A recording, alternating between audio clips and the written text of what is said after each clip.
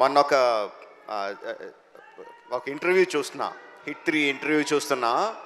అందులో శైలేష్ అంటే జనరల్గా మా సినిమా వాళ్ళకి, ప్రొడ్యూసర్లకి, డైరెక్టర్లకి, సినిమాల్లో ఉన్న వాళ్ళకి ఏదన్నా లీక్ అయితే చాలా బాధగా, చాలా కోపంగా ఉంటుంది, లోపల రగిలిపోతూ ఉంటుంది.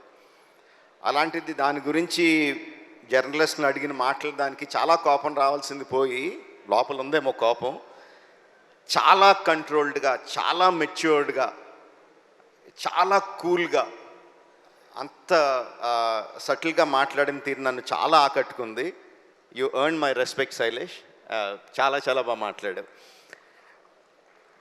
And you created something. అంటే ఫ్రాంచైజీలు క్రియేట్ చేస్తారు చాలామంది, చాలా ఫ్రాంచైజీలు క్రియేట్ చేస్తారు, మనకు తక్కువ. కానీ ఆ ఫ్రాంచైజీలు ఎన్ని రోజులు ఉంటాయి, ఎన్ని సంవత్సరాలు వెళ్తాయి అనేది ఎవరికి గ్యారెంటీగా చెప్పలేరు. But the franchise you created hit.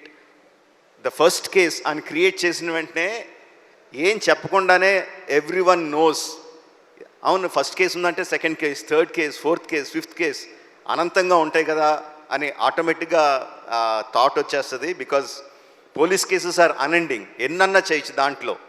నీకున్న ఐడియాలు ఏడే అవ్వచ్చు, but I'm sure the hit franchise will outlive you. It will be there for ever.